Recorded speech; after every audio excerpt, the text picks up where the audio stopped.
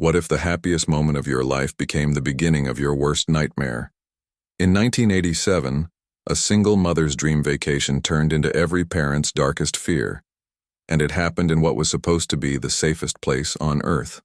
Orlando, Florida. March 1987. The morning air carried that distinctive Florida warmth mixed with anticipation. Lisa Carter, 32 years old, stood at the entrance of Disney World, her hand firmly gripping that of her 4-year-old daughter Marta. For Lisa, a single mother working double shifts at a local diner, this trip represented 18 months of sacrifice, skipped meals, secondhand clothes, every spare penny deposited into a jar labeled Marta's Magic Day. The photograph captured at the entrance would later become the image seared into America's consciousness. Marta wearing oversized mouse ears, her smile radiating pure childhood joy, while Lisa's expression showed something deeper, a mother's pride in making her daughter's dream come true. Neither could have known this would be their last moment of peace together. The day unfolded like a storybook. They rode the carousel 3 times because Marta couldn't get enough of the painted horses. They shared an impossibly large ice cream cone that melted faster than they could eat it. Lisa took photo after photo, wanting to preserve every second, every laugh, every magical moment. She would later tell investigators that Marta kept saying, "This is the best day ever, Mommy. The best day ever." By late afternoon, they found themselves near the character parade staging area, a convergence point where thousands of visitors compressed into a relatively small space, all jockeying for the best view. The crowd pulsed with energy. Children on shoulders, strollers fighting for space, the cacophony of multiple languages mixing with carousel music and excited screams. It was 4:47 p.m. Security cameras would later confirm the timestamp. Lisa bent down to adjust Marta's backpack, which had twisted uncomfortably on her small shoulders. The adjustment took maybe 8 seconds, 10 at most. When Lisa straightened up, her hand reaching for Marta's, she grasped only air. The next 5 minutes contained the most primal terror a parent can experience. Lisa spun in circles, calling Marta's name, her voice evolving from concern to panic to raw fear. She pushed through the crowd, frantically, scanning at child height, looking for those distinctive mouse ears. Nothing. Other parents began to help, creating a human chain to search the immediate area. Still nothing. By 5:03 p.m., Disney security initiated their missing child protocol. Exits were monitored. The park's sophisticated intercom system, designed to never break the magic, now broadcast an urgent message in code that every employee understood. Potential abduction in progress. But as the sun began its descent, painting the sky in those deceptive, beautiful colors, the reality became undeniable. Marta wasn't lost. Marta was gone. The first witness statement came at 5:47 p.m. A park maintenance worker reported seeing a young woman, mid-20s, wearing a baseball cap and what appeared to be employee casual clothes, carrying a small child matching Marta's description toward a service access area. The witness said the woman walked with purpose, like she belonged there, and the child, notably, wasn't crying or struggling. To any casual observer, it looked like a mother carrying her tired daughter to a quiet spot. Narrative analysis. The woman knew something crucial about human psychology in crowded spaces. Confidence erases suspicion. A child screaming creates attention. A quiet child being carried by a seemingly calm adult generates no alarm. She had planned this with terrifying precision. The second witness, a food vendor, remembered something more specific. A light-colored sedan, possibly beige or tan, parked in an area typically reserved for delivery vehicles. The timeline matched. But in 1987, before comprehensive surveillance systems, before license plate readers, before the digital dragnet we now take for granted, that car simply disappeared into Florida traffic. By 8:12 p.m., as fireworks exploded over Cinderella's castle, a daily celebration of magic and dreams, Lisa Carter sat in a security office, trembling, repeating her daughter's description to the same police officers who had now heard it 5 times. The FBI was en route. The local news had already picked up the story, and somewhere in the gathering darkness, Marta was with someone else. This is just the beginning of a case that would span over a decade, expose critical security failures, and prove that even in our darkest moments, the truth can still emerge. Continue to Block 2 to discover how the investigation unraveled, and what crucial evidence was hiding in plain sight. The largest search in Orlando's history was about to begin. Hundreds of officers, thousands of volunteer hours, and one of the most monitored locations in America. Yet somehow, a 4-year-old girl vanished without a trace, or did she? Within 12 hours, of Marta's disappearance, the command center established at the Orange County Sheriff's Department resembled a war room. Maps of Orlando covered every available wall surface, colored pins marking potential sightings, abandoned vehicles, and known offender locations. The FBI's Child Abduction Rapid deployment team arrived from Quantico, bringing with them protocols and expertise that local law enforcement rarely needed in their tourist-friendly jurisdiction. But they also brought something else: statistics. And the statistics were devastating. In 1987, when a child disappeared in a public place without witness to a violent struggle, the first 72 hours represented the difference between recovery and tragedy. With every passing hour, the probability of finding Marta alive diminished exponentially. Lead detective Marcus Webb, a 22-year veteran who had worked homicides, gang violence, and organized crime, would later describe this case as uniquely agonizing. With most crimes, you have a body, you have a crime scene, you have physical evidence, he told investigators. Here, we had a ghost. A little girl who simply ceased to exist in one of the most documented, surveilled, controlled environments in the country. The media descended with predictable veracity. By the second day, Lisa Carter's face was on every major news outlet. The narrative they constructed was familiar and cruel. Mother loses daughter during Disney dream trip. The implication hung in every headline. How does a mother lose track of her child? Comment sections and call-in radio shows erupted with judgment. People who had never experienced the sensory overload of a theme park in peak season, who had never felt their attention split between magical moments and practical necessities, rendered their verdicts with confident certainty. Lisa stopped sleeping, stopped eating. Every ring of the phone sent electricity through her nervous system. Was it Marta? Was it news? Each time, disappointment carved deeper wounds. Psychologists would later diagnose her with acute traumatic stress disorder, but in those first weeks there was no time for therapy, only the consuming need to find her daughter. The breakthrough that wasn't came on day 9. An anonymous call to the tip line provided specific information: an address on the outskirts of Orlando, a modest single-story home in a working-class neighborhood, allegedly used by individuals involved in child trafficking for overseas adoption. The caller claimed to have overhead conversations about a recent acquisition and Disney connection. The surveillance operation began immediately. Detectives observed the house from unmarked vehicles, documenting every person entering or exiting. For 48 hours they watched. The activity seemed suspicious. Intermittent visitors at odd hours, curtains always drawn, a general sense of secrecy that amplified their suspicions. On day 11, armed with a warrant based on the anonymous tip and suspicious activity patterns, a tactical team breached the residence at dawn. What they found became one of the most frustrating non-discoveries in the case's history. The house was furnished but clearly abandoned, hastily perhaps, given the half-eaten meal on the kitchen table. In one bedroom, children's toys were scattered across the floor, a stuffed bear, building blocks, coloring books, but no children, no adults, no evidence linking the location to Marta's disappearance. Narrative analysis. The yellow crime scene tape that encircled the house became symbolic of the entire investigation, a visual representation of effort and urgency that ultimately led nowhere concrete. Forensic teams processed every inch. They found fingerprints belonging to at least 6 different individuals, but in an era before comprehensive digital databases, identification was painstakingly slow. Hair samples were collected, but DNA analysis in 1987 was in its infancy. Expensive, time-consuming, and often inconclusive.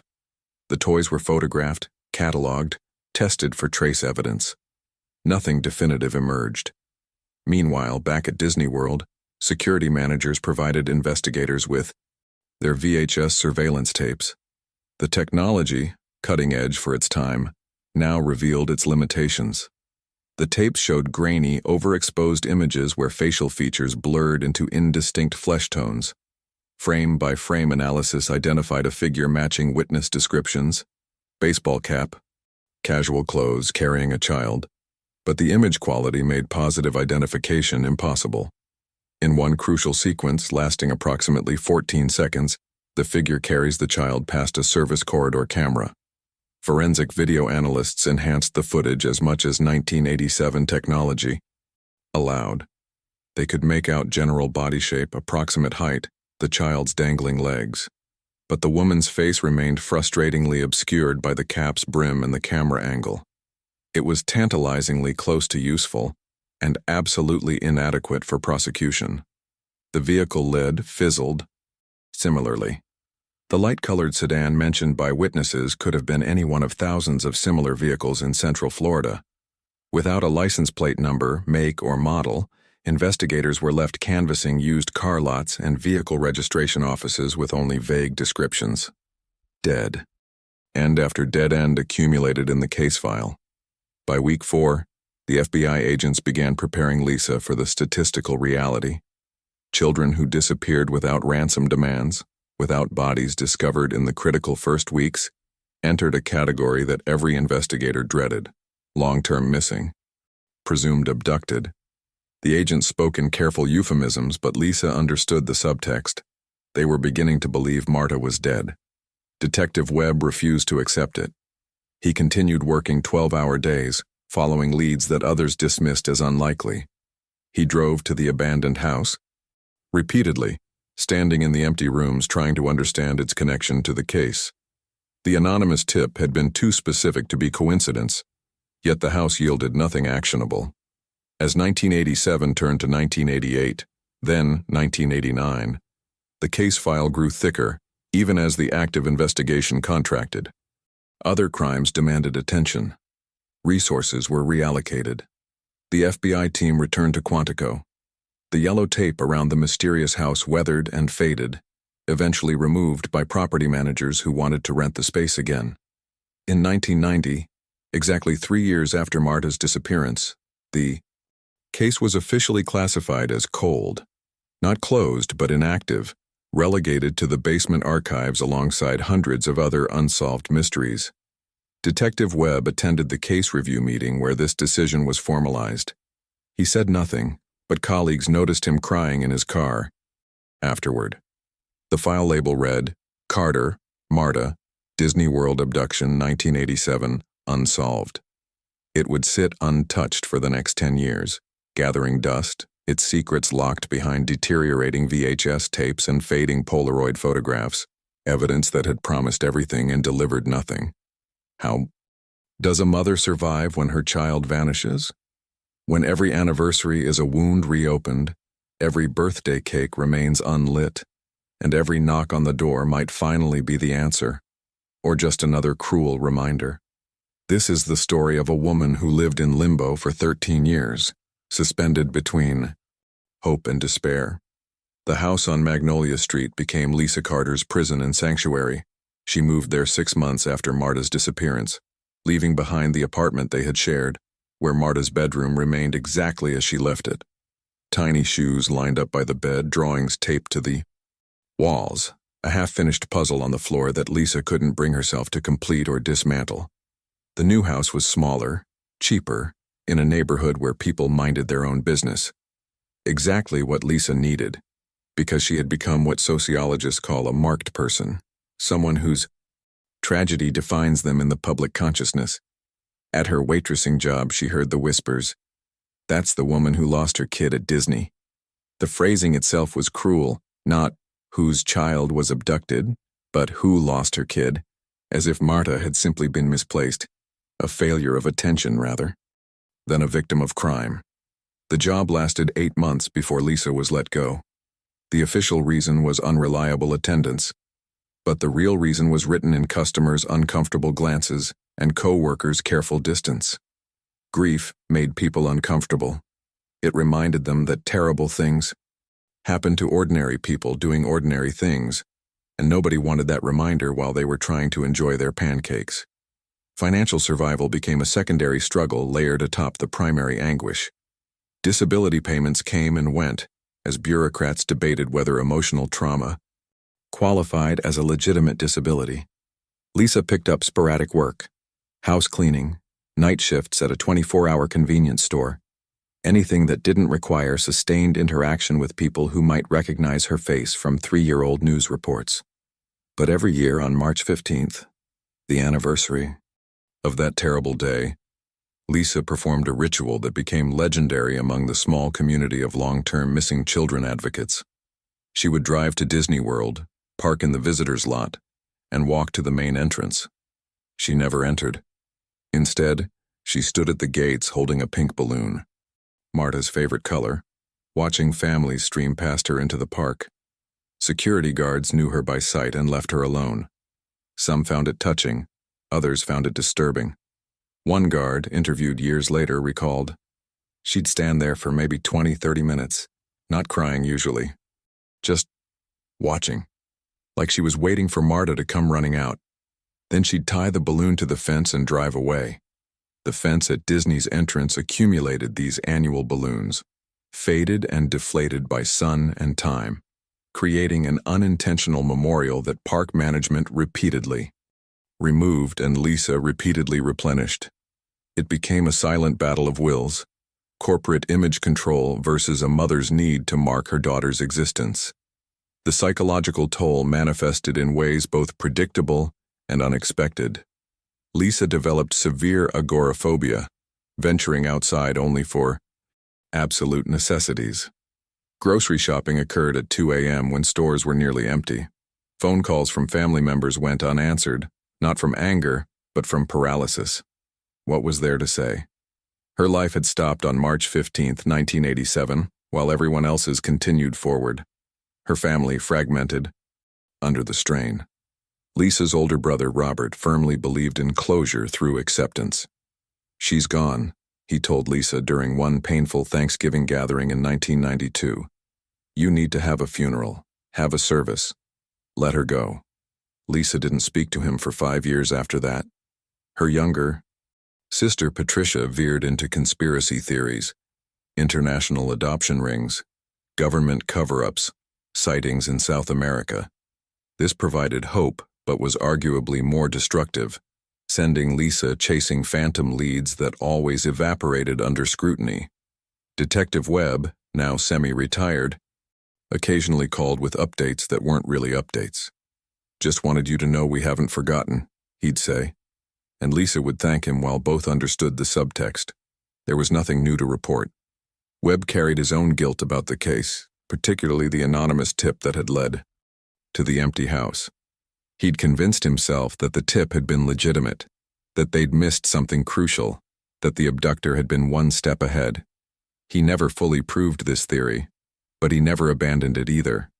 The darkest period came in 1997, 10 years after Marta's disappearance. Lisa had aged 20 years in that decade, her hair now streaked with gray, her face carved with lines of perpetual worry, her eyes carrying a hollowness that frightened the few people who still maintained contact with her. Depression, diagnosed but inadequately treated due to lack of insurance, and spotty mental health care access had become her constant companion. On the night of March 14, 1997, the eve of the 10th anniversary, Lisa wrote a note. It was found the next morning by her landlord, who had come to check on her after noticing her car hadn't moved in days. The note was heartbreaking. In its simplicity, "If someone ever finds Marta, tell her I never stopped looking. Tell her every day I woke up thinking about her. Tell her I'm sorry I let go of her hand." The suicide attempt, an overdose of sleeping pills combined with alcohol, very nearly succeeded. Lisa was discovered unresponsive, rushed to the hospital, stomach pumped, placed on psychiatric hold. She spent 2 weeks in inpatient care, where therapists tried to help her understand that Marta's disappearance wasn't her fault, that self-destruction wouldn't bring her daughter back, that survival itself could be an act of hope. Lisa was released with prescriptions she couldn't afford and advice she couldn't follow. She returned to Magnolia Street, to the house that had witnessed her gradual disintegration, and continued existing. Not living, but existing. The public had long since moved on. In 1987, Marta's case had dominated headlines for weeks. By 1997, it was barely a footnote. New disappearances, new tragedies, new cases captured public attention with their fresh horror.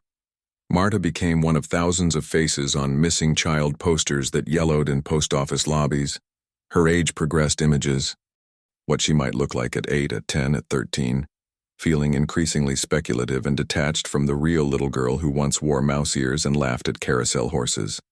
The boxes containing the case files sat in the Orange County Sheriff's Department evidence warehouse, stacked, among hundreds of other cold cases. They were labeled, cataloged, and completely forgotten. The VHS tapes of surveillance footage were deteriorating. Magnetic media has a finite lifespan, and nobody was preserving them because nobody was actively working the case. By the year 2000, as the world celebrated a new millennium with optimism about technological advancement and human potential, Lisa Carter celebrated nothing. She was 45 years old but looked 60. She had no job, no prospects, no relationships, and no faith that justice would ever come. Marta would have been 17, now nearly an adult. Lisa sometimes lay awake doing the math, graduating high school this year, planning for college, dating maybe, growing into the person she would have become. But those thoughts led to madness, so Lisa tried not to think at all. She took her medications, when she could afford them. She went through motions that resembled life, and she waited, though for what she no longer clearly knew. The world had given up on Marta Carter. The system had failed. The investigation had run its course and found nothing. The case was, for all practical purposes, dead. What nobody knew, not Lisa, not the retired Detective Webb, not the FBI agents who had moved on to other cases, was that sometimes the universe offers second chances. Sometimes a single person, armed with new technology and old determination, can resurrect the dead. Sometimes the answer was there all along, waiting for someone with the right eyes to see it. But in early 2000, nobody suspected that resurrection was possible. For Lisa Carter, hope had become a form of torture she could no longer endure. She had survived the darkest decade imaginable, but she had not lived. She had become a ghost haunting her own life, waiting for a miracle that everyone agreed would never come. The case of Marta Carter was closed in everything but official paperwork. The story was over. What if the answer was always there, hiding in plain sight, waiting for technology to catch up? In 2000, a young detective with nothing to prove and everything to discover would see what everyone else had missed, and in doing so, would resurrect a case that the entire justice system had declared dead. Detective Julia Ramos turned 29 on the same day she transferred to the Orange County Sheriff's Department Cold Case Unit, a division that existed more as a bureaucratic formality than an active investigative body. The unit was essentially a graveyard for unsolved cases, staffed by officers running out the clock until retirement or waiting for positions in more prestigious divisions to open up. Julia was neither. Orphaned. At age 7, when her father, a police officer, was killed in the line of duty, she had grown up in the system, raised by an aunt who did her best, but could never fully replace what Julia had lost. That childhood loss had forged in her something that couldn't be taught in any academy. An intimate understanding of what it meant to have your life shattered by crime, and an absolute intolerance for giving up on victims. Her assignment to cold cases was presented as career purgatory, a place where ambitious detectives didn't thrive. But Julia saw it differently. She saw hundreds of families, frozen in time like Lisa Carter, waiting for someone to care enough to try one more time. And she saw something else. The department was finally, grudgingly, investing in technology upgrades. Part of that upgrade included a pilot program to digitize old case files and, crucially, to convert degrading VHS evidence tapes to digital formats before they became completely unusable. Julia volunteered to manage the digitization project, work that other detectives considered tedious administrative drudgery. She began systematically reviewing cases, prioritizing those with video evidence that was most at risk of degradation. The Carter case fell into that category. The VHS tapes from 1987 were now 13 years old, stored in conditions that were far from archival quality. Some segments had already degraded beyond recovery, but others remained marginally viewable. On a humid Thursday evening in July 2000, Julia sat in the department's newly established digital forensics lab, really just a repurposed storage room with recently installed computers and video equipment. She was on her 6th straight hour of watching grainy footage when she loaded the Carter case surveillance tapes. What Julia had that previous investigators lacked wasn't superhuman perception or intuitive genius. It was technology. Digital enhancement software, still rudimentary by today's standards but revolutionary compared to 1987, allowed her to manipulate images in ways that had been impossible during the original investigation. She could isolate frames, increase brightness and contrast, zoom in without the degradation that occurred with analog systems. The sequence she focused on was already familiar to anyone who had worked the case. 14 seconds of footage, showing a figure carrying a small child past a service corridor camera. Previous investigators had analyzed this footage exhaustively, but they had been limited to the playback capabilities of VHS systems and basic analog enhancement techniques. Julia loaded the sequence into the digital system and began working frame by frame. She adjusted contrast, increased sharpness, applied digital filters designed to extract detail from low-quality sources. Most of what she revealed was already documented: approximate height, build, clothing description. But then, in frame 187 of the sequence, something caught her attention. The woman's left arm carrying the child briefly extended as she reached for something, likely the service door handle. In that moment, her sleeve rode up approximately 2 inches, exposing her forearm. Julia zoomed in, enhanced the detail. And there, barely visible even with enhancement, was a scar. Not a dramatic, easily noticeable scar, but a thin raised line on the inner wrist. The kind of scar that might result from a surgical procedure or a significant cut that had healed years earlier. Narrative analysis. This detail had been physically present in the original footage but was completely invisible using 1987 viewing technology. It required digital magnification beyond what analog systems could provide. The case had been unsolvable, not because the evidence didn't exist, but because human perception and available technology couldn't access it. Julia continued analyzing the footage with renewed focus. In frame 203, as the woman turned slightly toward the camera, though her face remained obscured, Julia noticed something else: a badge or identification tag clipped to the woman's waist.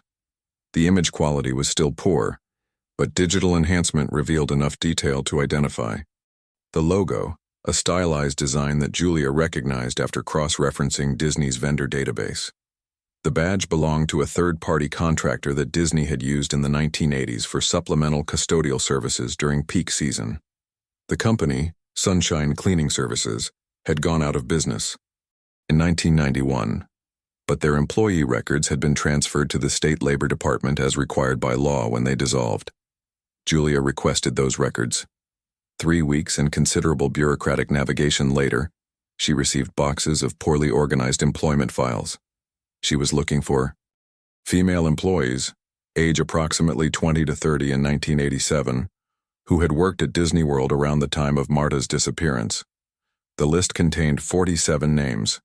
She then cross-referenced this list with employment records immediately following March 15, 1987, looking for anyone who had terminated employment abruptly or without proper notice. The list narrowed to 8 names. Next, she pulled medical records, where available through various legal channels, looking for any indication of a wrist scar. This was the most difficult part of the investigation, requiring warrants and medical privacy waivers that took months to secure. But Julia was patient. She had learned that cold case investigation was fundamentally different from active investigation. It required slow, methodical, document-heavy police work rather than rapid response and witness interviews. 5 months into her investigation, Julia identified a name that made every preceding hour of tedious research worthwhile. Nadine Cooper. Female, age 26 in 1987, employed by Sunshine Cleaning Services with assigned shifts at Disney World. Terminated employment on March 16, 1987, the day after Marta's disappearance, without notice, without collecting her final paycheck. Medical records obtained through a warrant based on the emerging evidence showed that Nadine had undergone carpal tunnel surgery on her left wrist in 1984, which would have left exactly the type of scar visible in the enhanced footage. Julia's hands trembled slightly as she pulled Nadine's employment file. The woman's listed address from 1987 was in Orlando, a working-class neighborhood on the city's outskirts. Julia cross-referenced this address with the original case file, particularly the section dealing with the anonymous tip about the house used for child trafficking. What she discovered made her nauseous. The anonymous tip in 1987 had provided an address, 2847 Palmetto Drive. Police had surveilled and then raided that location, finding it abandoned but showing signs of recent activity. What the original investigators hadn't realized, what Julia discovered by pulling up property records and the original handwritten note from the anonymous caller, was that the handwriting on that note showed a poorly formed 7 that could easily be mistaken for a 1. Julia pulled property records for Palmetto Drive. At address 2841, not 2847, the resident listed in 1987-1989 was Nadine Cooper, 6 houses away. The police had been 6 houses away from the abductor and hadn't known it. The magnitude of this error was staggering. A simple misreading of handwriting had caused investigators to surveil and raid the wrong house, allowing the actual perpetrator to remain undetected 6 doors away. This wasn't incompetence. It was the kind of tiny error that has massive consequences. The butterfly effect played out in real-time investigation. Julia sat in her car outside 2841 Palmetto Drive for an hour before calling for backup. The house looked different now. New paint, different landscaping, clearly occupied by different residents. Nadine Cooper no longer lived there. Property records showed she had sold the house in 1991 and moved. Finding Nadine's current location took another 2 weeks of detective work. She had relocated to a small town in northern Florida. Stark population approximately 5,500, a place where people didn't ask too many questions about your past, where newcomers were accepted if they kept to themselves and caused no trouble. But before Julia could approach Nadine directly, she needed to explore one more possibility, a possibility that made her afraid to hope. She accessed the National Student Clearinghouse database, cross-referencing school enrollment records in northern Florida for female students with birth years approximately 1983, Marta's birth year. She filtered for cases where the student had enrolled without a complete birth certificate history, where the documentation seemed informal or retrospectively created. There were dozens of such cases. Children adopted informally, children of undocumented immigrants, children whose records had been lost or destroyed, and various bureaucratic mishaps. But one case file made Julia's breath catch. A student named Marta Cooper, enrolled in Bradford County Schools in 1993 at age 10, with adoption papers filed by one Nadine Cooper. Same first name, same approximate age. Adopted by the suspect. No original birth. Certificate, only adoption paperwork processed years after the fact, through a lawyer who specialized in irregular adoption situations. Julia pulled school photographs from Bradford County educational records. The face that looked back at her from the 1999-2000 school yearbook was older, fuller, changed by adolescence. But the dimple in the right cheek, the exact curve of the smile, the distinctive widow's peak hairline visible now that the girl was older and her hair was pulled back. These matched the photographs of 4-year-old Marta Carter from 1987. Julia sat in her office at 2 a.m. School photographs and old crime scene photos spread across her desk, comparing details. She had found her.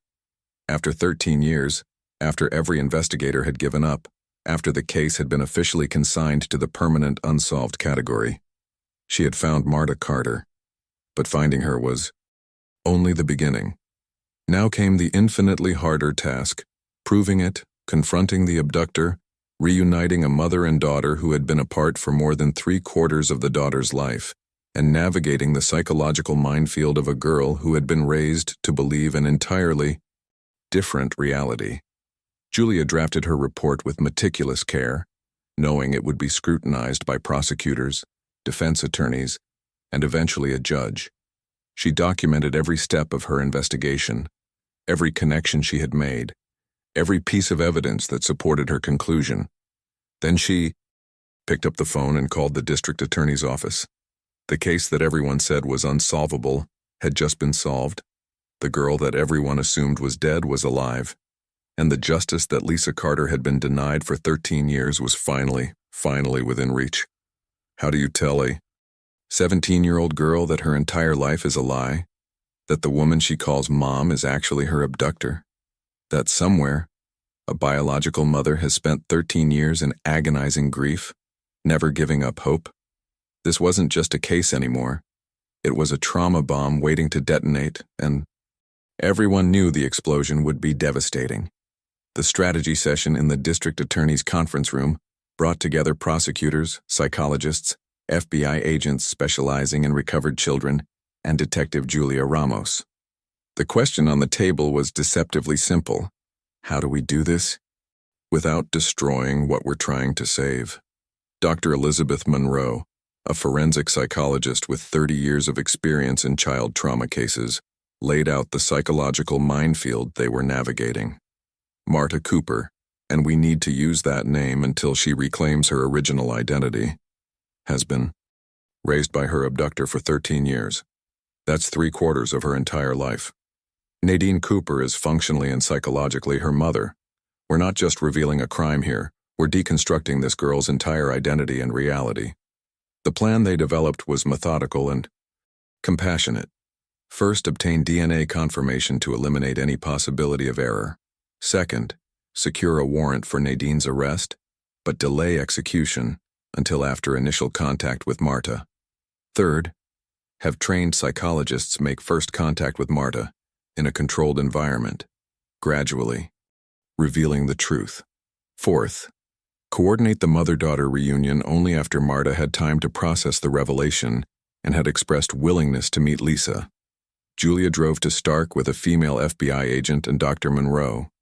They had coordinated with local authorities to make contact with Marta at school, which felt invasive but was deemed safer than approaching her at home where Nadine might intervene.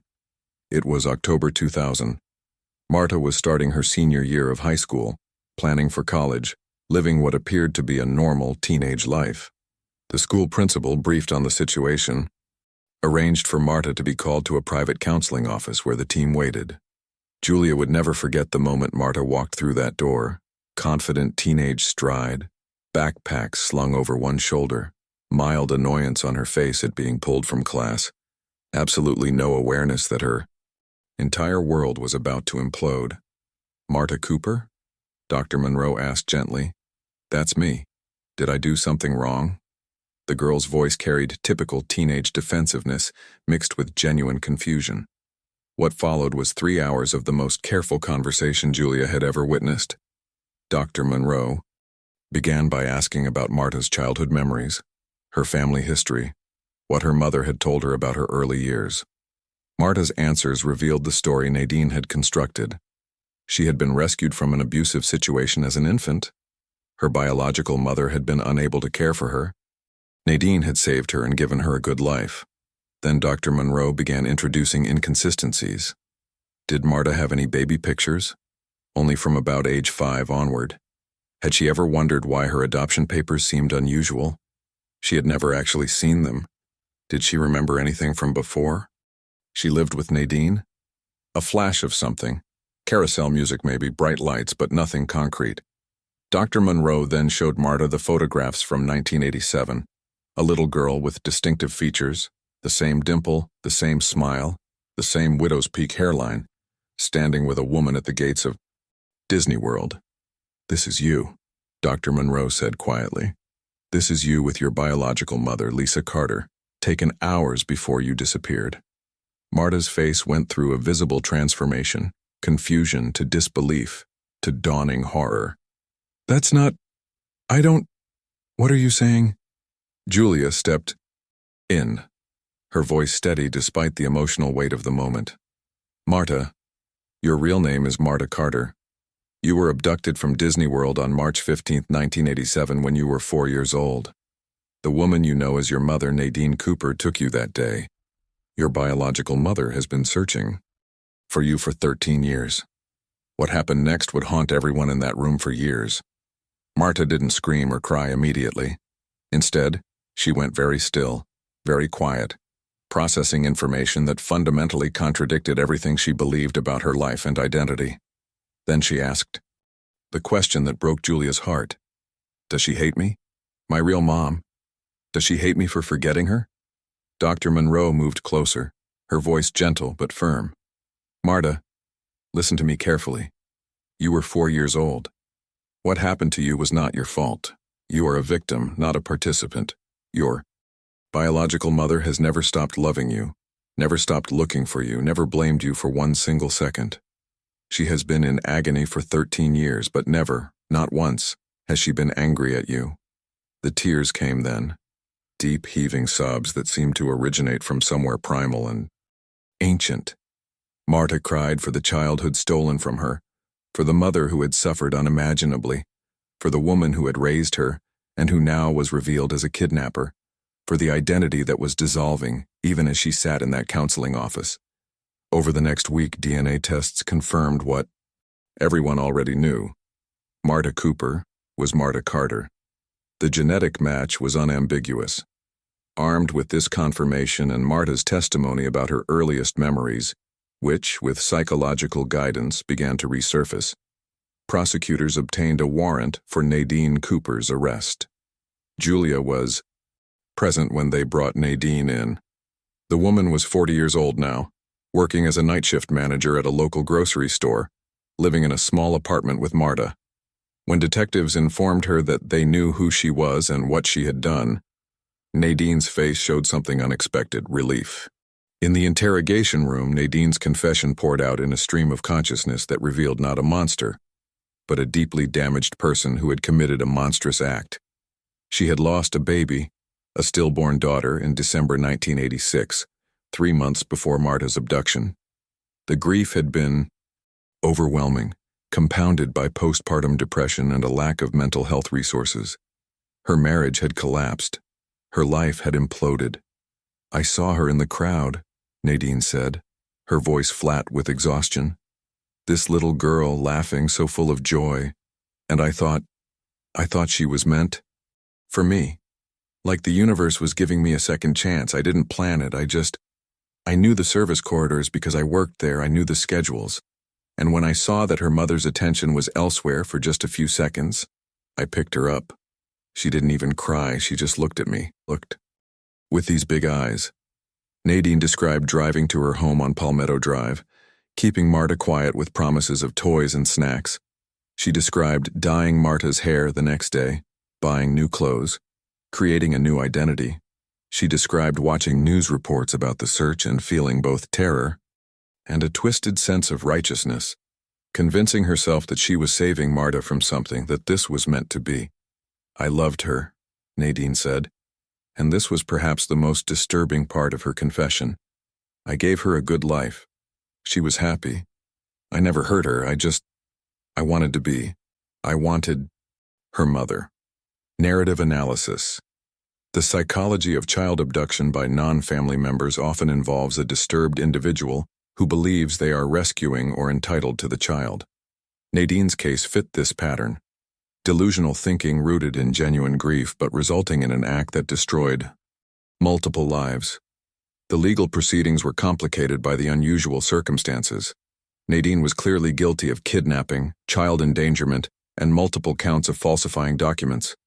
But her defense attorneys argued that she had provided adequate care for Marta, that she had acted while in the grip of severe mental illness, and that a lengthy prison sentence would serve no rehabilitative purpose.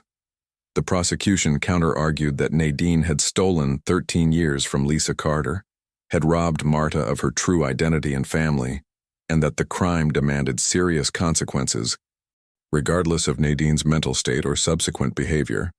But the most important voices in this legal debate were Lisa and Marta themselves, and facilitating their reunion became Dr. Monroe's most delicate responsibility. Lisa was notified of the discovery in person by Julia. The meeting took place at Lisa's small house on Magnolia Street, the same house that had witnessed her attempted suicide 3 years earlier. When Julia appeared at her door with FBI agents, Lisa's first response was fear. She had received false hope before. She had survived disappointments that nearly killed her. "Mrs. Carter," Julia said, "we found Marta. She's alive. She's here in Florida, and she wants to meet you." Lisa collapsed, literally fell to her knees, hands over her face, making sounds that weren't quite crying and weren't quite screaming. Just raw, unprocessed emotion erupting after 13 years of suppression. It took 20 minutes before she could speak coherently, before she could ask the questions that had haunted her. Is she okay? Does she remember me? Does she hate me for losing her? The reunion was scheduled for a neutral location, a family therapy center in Orlando with Dr. Monroe and other psychologists present to manage the intense emotions everyone anticipated. Lisa arrived 2 hours early, unable to stay home, pacing in the parking lot. Marta arrived exactly on time, accompanied by her court-appointed advocate, visibly nervous.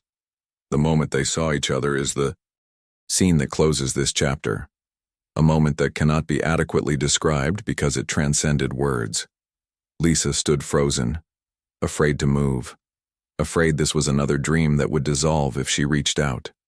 Marta stood equally frozen, looking at this woman who was genetically her mother but was effectively a stranger. Then Lisa did something simple and profound. She began singing softly, a lullaby. Not any lullaby, but the specific one she had sung to Marta every night before bed when she was small. The tune was simple, the words probably forgotten by Marta's conscious mind. But Marta's lips moved. She didn't realize she was doing it at first, but she was completing the verse, words emerging from some deep memory that had survived 13 years of suppression. When she recognized what she was doing, that she remembered, the emotional dam broke for both of them. They crossed the room and embraced, not as mother and daughter immediately, but as two people who had both been victimized by the same crime, both survivors of trauma, both somehow finding their way back to each other against impossible odds. After 13 years, the truth was finally revealed. But in criminal justice, revelation is not the same as resolution. Now came the hard questions. What punishment fits a crime born of grief? How does a family rebuild across a chasm of stolen years? And could one case change how America protects its children in the places we trust most? The trial of Nadine Cooper became a national media sensation in late 2000 and early 2001. It had all the elements that captivate public attention: a sympathetic victim, a complex perpetrator, an improbable resolution, and profound questions about justice, mental illness, and the nature of motherhood itself. The prosecution, led by Assistant District Attorney Michael Torres, presented a straightforward case.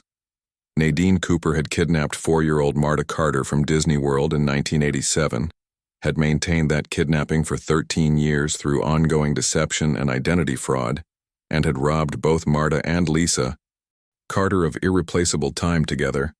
The facts were indisputable. The crime was clear. But the defense, led by public defender Sarah Weinstein, presented a more complicated narrative, not to excuse Nadine's actions, but to contextualize them. They brought in psychiatric experts who testified about Nadine's mental state in early 1987, severe postpartum depression following her stillbirth, inadequate mental health care, a profound psychological break that manifested as delusional thinking. They presented evidence that Nadine had provided adequate, even good care for Marta throughout the 13 years that she had genuinely believed, in her distorted reality, that she was meant to be Marta's mother. The public was divided. Some viewed Nadine as a monster who had destroyed lives and deserved maximum punishment. Others saw a mentally ill woman who had committed a terrible act while in crisis, but had subsequently raised Marta with genuine care. The comment sections of news websites and early internet forums erupted with passionate debates about culpability, mental illness, and the purpose of incarceration. But the two voices that mattered most, Lisa and Marta, added unexpected complexity to the proceedings. Both testified at Nadine's sentencing hearing, and their statements revealed the impossibly tangled emotions at the case's heart. Lisa spoke first. She was 45 years old but looked older, marked by 13 years of grief that no verdict could undo. Her testimony was delivered in a measured voice that occasionally broke with emotion. Nadine Cooper took 13 years of my daughter's life from me. She took 13 birthdays, 13 Christmases, 13 first days of school. She took my daughter's childhood, her adolescence, her growing up. I will never get those years back. I will never have the memories that other mothers have. I will never know what Marta looked like at 7 or 10 or 14. I have school photos now, but I wasn't there. I didn't see her grow up. That has been stolen from me, and no sentence can return it, but... And here Lisa, and here, looked directly at Nadine for the first time. You didn't hurt her physically. You didn't abuse her. You raised her, in your own way, with what seems to have been genuine care. My daughter is alive. She's healthy. She's intelligent and strong. If you had been a different kind of person, I might be at a very different trial right now. So I'm angry, and I'm devastated, but I'm also... Grateful isn't the right word, but I'm acknowledging that my daughter survived and had a childhood, even if it was the wrong childhood with the wrong mother. Lisa's statement created audible reactions in the courtroom: surprise, confusion, even some criticism from victims' rights advocates who felt she was being too lenient. But then Marta testified, and her statement was even more complicated. At 17, testifying in a criminal trial against the only mother she had consciously known, Marta demonstrated remarkable maturity. I don't know what I'm supposed to feel. Everyone wants me to be angry, to hate Nadine, to call her a monster. But she was my mom. Not biologically, not legally, but in every practical way. She took care of me when I was sick. She helped me with homework. She taught me to ride a bike. She was there.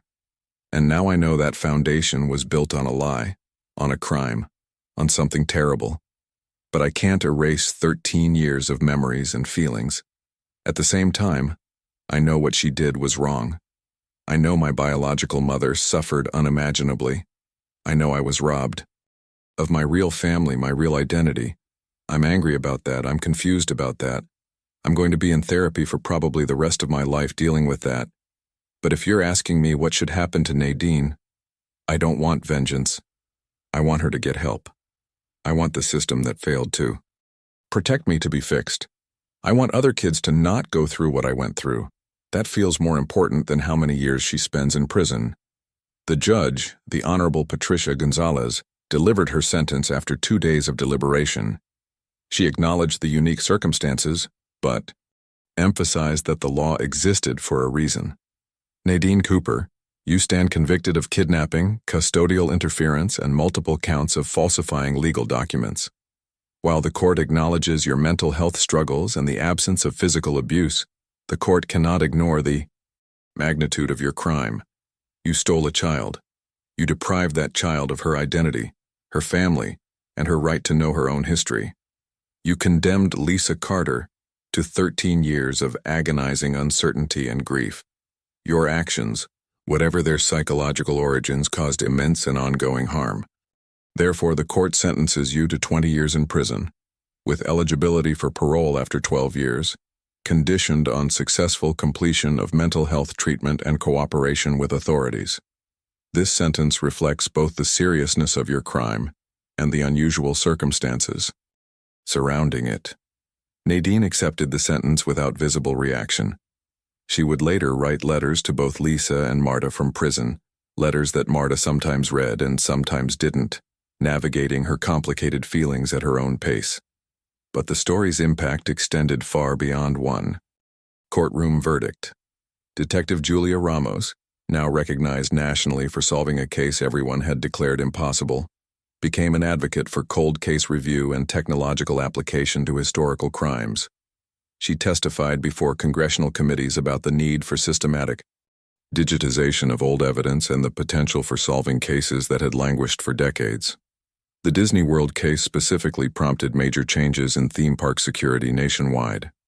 An investigation into the 1987 incident revealed numerous security failures: inadequate surveillance camera placement, insufficient monitoring of service entrances, lack of immediate lockdown protocols, and poor coordination between private security and law enforcement.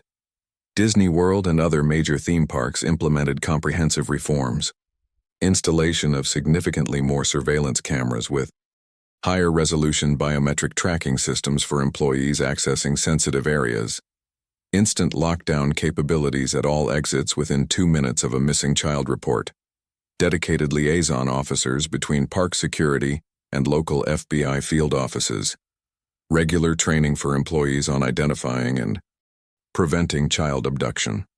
The Marta Carter Protocol became industry standard, a comprehensive set of procedures for responding to missing children in high-traffic entertainment venues. Studies conducted 5 years after implementation showed a 73% increase in successful rapid recovery of lost children and a documented deterrent effect on potential abductors. Lisa and Marta's relationship evolved slowly and imperfectly. There was no Hollywood ending where 13 years of separation simply dissolved through love and willpower. Marta struggled with identity issues, requiring extensive therapy to process her dual childhood. She chose to use both surnames, Marta Carter Cooper, as a way of acknowledging both her origins and her lived experience, however complicated. She graduated high school in 2001, attended college with a scholarship funded by victims' advocacy organizations, and eventually became a licensed family therapist specializing in reunification cases. Her choice of career was, she later explained, a way of transforming her trauma into purpose, helping other families navigate the complicated emotions of reconnection. Lisa, who had spent 13 years in survival mode, also required significant therapy to transition from desperate hope to actual recovery. She returned to work, slowly rebuilt her social connections, and learned to be a mother again, not to the 4-year-old she remembered, but to the young adult Marta had become. Their relationship was real and loving, but different from typical mother-daughter dynamics, marked by an awareness of lost time that could never be fully reclaimed. On March 15, 2001, exactly 14 years after the abduction, Lisa and Marta returned to Disney World together. This visit wasn't about recapturing magic or pretending the trauma hadn't occurred. Instead, it was a deliberate act of reclamation. Walking through the same gates, standing in the same area where Marta had vanished, and choosing to create a new memory that belonged to both of them. They didn't ride every ride or stay all day. They walked the paths, talked about what had happened, cried a little, laughed a little, and ultimately left together, holding hands the entire time. For Lisa, it was a way of telling herself that she hadn't failed, that despite everything, her daughter had come home. For Marta, it was confronting the ghost of her 4-year-old self and choosing to move forward rather than remain haunted. The house on Magnolia Street, which had been Lisa's prison for so many years, gradually became something else, a home. Marta visited regularly during college, and eventually, they redecorated it together, transforming spaces that had been shrines to grief into spaces that celebrated survival and resilience. Detective Julia Ramos continued her cold case work, eventually solving 17 additional long-dormant cases using similar methodologies: technological enhancement of old evidence combined with persistent investigation. She wrote a manual on cold case review that became standard reading in police academies nationwide. When asked in interviews about the Carter case specifically, she always said the same thing: the evidence was always there. The technology just needed to catch up. and someone needed to care enough to look one more time. The case also prompted legislative changes. Several states passed laws requiring periodic review of unsolved child abduction cases, mandating the preservation and digitization of evidence, and establishing dedicated funding for cold case units. The Carter Review Protocol became shorthand for systematic re-examination of cases where early investigation had potentially missed crucial details. By 2005, Lisa Carter had transformed into an unlikely advocate for missing children's families. She spoke at conferences, supported other families navigating similar tragedies, and became a board member of the National Center for Missing and Exploited Children. Her message was consistent: never stop looking, never accept that a case is unsolvable, and never let anyone tell you that your hope is unrealistic. I got my daughter back after 13 years. If that's possible, anything is possible. Marta, meanwhile, published her memoir in 2008 at age 25, titled Two Mothers, A Memoir of Identity, Loss, and Improbable Recovery. It became a bestseller and prompted national conversations about the psychological complexity of recovered children. She dedicated the book to both Lisa Carter and Julia Ramos, acknowledging the biological mother who never stopped searching and the detective who made recovery possible. The lasting legacy of the case is multifaceted. It demonstrated that technology could breathe new life into old investigations, that systematic review of cold cases could deliver justice decades after crimes occurred, and that even the most seemingly impossible recoveries could happen. It prompted institutional changes that made public spaces safer for children, and it provided hope, tangible, documented hope, for thousands of families of missing children across the country. But perhaps most importantly, it illustrated something fundamental about human resilience and the nature of justice. Justice delayed, even by 13 years, is still justice. Families torn apart by crime can, with support and dedication, find ways to reconnect. And sometimes, when every reasonable person has given up, when the system has failed, when hope seems delusional, a single determined individual can change everything. The story of Marta Carter reminds us that behind every cold case file, every faded missing person poster, every family photograph frozen in time, there are real people suspended in ongoing trauma. It demonstrates that our systems, law enforcement, mental health, child protection, must continuously evolve and improve, learning from failures to prevent future tragedies. Most powerfully, it proves that cases are only cold because we allow them to be. Evidence doesn't expire. Truth doesn't have a statute of limitations. And with the right combination of technology, dedication, and refusal to accept defeat, even the most desperate situations can transform into stories of recovery. The house with the yellow tape, initially a symbol of investigative failure, ultimately became a symbol of something else: the importance of details, the consequences of errors, and the possibility that those errors can eventually be corrected. Not easily, not quickly, but definitively. For Lisa Carter, who spent 13 years in a living nightmare, the resolution wasn't perfect. She missed her daughter's childhood. She lost years that can never be reclaimed. But she got her daughter back alive, healthy, and eventually willing to rebuild their relationship. In the landscape of child abduction cases where outcomes are so often tragic, this qualified as a miracle. For Marta, the resolution meant confronting an impossible psychological reality: loving two mothers, mourning the childhood she should have had while acknowledging the childhood she did have, and ultimately forging an identity that honored both her origins and her experiences without being destroyed by the contradiction. For Julia Ramos, it meant understanding that sometimes the most important police work isn't dramatic. It's patient, methodical, and driven by the simple refusal to believe that justice is impossible. And for the thousands of families still searching for missing children, the Carter case became a beacon. Proof that recovery can happen, that advances in technology create new possibilities even in old cases, and that the phrase, "case closed," should never mean, "case forgotten." Where are they now? 2025. Lisa Carter is now 70 years old and lives in Orlando, still in the house on Magnolia Street, but it's no longer a place of grief.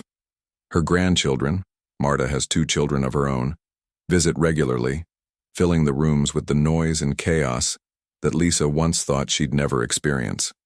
She volunteers with multiple missing children's organizations and has personally counseled over 200 families facing similar tragedies. She still visits Disney World once a year, but now it's with her grandchildren, creating the magical memories she was denied with Marta. Marta Carter Cooper is 42 years old and maintains a successful therapy practice in Central Florida, specializing in family reunification and adoption trauma. She has written 3 books and speaks internationally about identity formation in recovered children. Her relationship with Lisa is strong, though marked by an awareness that they're still, in some ways, getting to know each other. She has limited contact with Nadine Cooper, who was paroled in 2013 after serving 12 years, occasional letters, but no in-person visits. Marta describes her feelings about Nadine as permanently complicated. Nadine Cooper served 12 years in prison before being paroled in 2013. She lives in a supervised residential facility, continues psychiatric treatment, and works in administrative roles at a nonprofit. She has never attempted to contact Marta beyond the letters Marta sometimes responds to. In a 2020 interview for a documentary about the case, Nadine said, "I understand that I committed a terrible crime. I understand that mental illness doesn't excuse what I did. I think about Lisa Carter every single day and what I put her through. I will carry that guilt forever, as I should." Detective Julia Ramos retired from active police work in 2018 but consults on cold cases nationwide. She has personally solved or provided crucial assistance on 43 previously unsolved cases. She's married with 2 children and has been recognized with numerous law enforcement honors, including the FBI Director's Community Leadership Award. She teaches a masterclass on cold case methodology at the FBI Academy in Quantico. When asked about her most memorable case, she always mentions Marta Carter. "It taught me that persistence matters more than brilliance, and that technology is only valuable if someone cares enough to use it properly." The Carter Case Archive has been fully digitized and is used as a teaching tool in criminal justice programs nationwide. The original VHS tapes, now preserved in climate-controlled storage, represent both the limitations of 1987 technology and the possibilities that emerge when old evidence meets new techniques. Researchers continue to study the case as an example of effective cold case resolution. The Disney World protocols implemented after the Carter case have been credited with preventing an estimated 23 attempted child abductions between 2001 and 2025, based on security records and law enforcement reports. The comprehensive surveillance and rapid response systems inspired similar upgrades at theme parks, shopping malls, airports, and other high-traffic venues nationwide. While no system is perfect, the improvements measurably increased child safety in public spaces. The legal legacy includes the Carter Review Act passed in Florida in 2003, and subsequently adopted in modified forms by 17 other states. The act requires law enforcement agencies to conduct systematic reviews of unsolved child abduction cases every 5 years, using current technology and methodology. It also mandates proper evidence preservation and provides funding for cold case units. Since its passage, the act has contributed to the resolution of over 150 previously cold cases nationwide.